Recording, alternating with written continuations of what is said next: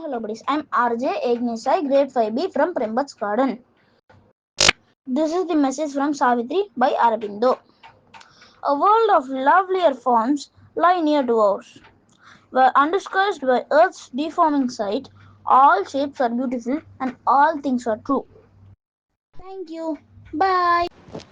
Hello buddies, now Jivika from grade 5 Prembats Garden School. Today's Karmayogi Appa's message.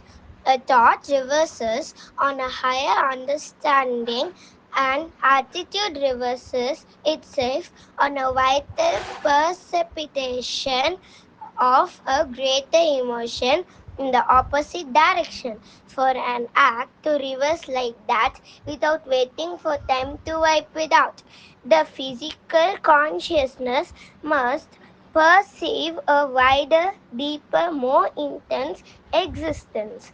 That is the way of life for it. Thank you. Bye.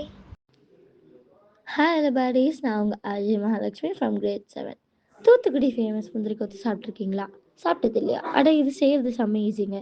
பேனில் 3/4 cup பச்சை பருப்பு சேர்த்து நல்லா பொன்னிறத்துக்கு வறுத்துக்கோங்க.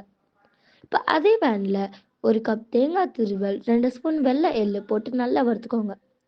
அப்புறம் திருப்பி அதே பேனில் தண்ணி ஊற்றி 1 கப் வெல்லம் போட்டு பாக்காக்கி வச்சுக்கோங்க.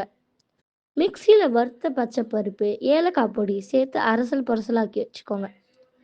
அதே அப்படியே ஒரு பவுலில் சேர்த்து அது கூட தேங்காய் திருவலும் வெள்ளைப்பாக்கு சேர்த்து இதை அழகாக ரவுண்டாக வச்சுக்கோங்க. இப்போ மாவுக்கு 1 கப் மைதா மாவு, 1/2 கப் அரிசி மாவு, 1/4 ஸ்பூன் மஞ்சள், கொஞ்சோண்டு உப்பு சேர்த்துக்கோங்க. நல்லா கரைச்சிக்கோங்க. அதில் 3 போட்டு சூடான எண்ணெயில் எடுத்துக்கோங்க. சூப்பரான முந்திரி கொத்து ரெடி. இதை நீங்கள் எப்படி பண்ணீங்க? கண்டிப்பாக எங்களுக்கு எக்ஸ்பீரியன்ஸ் ஷேர் பண்ணணும். Bye bye.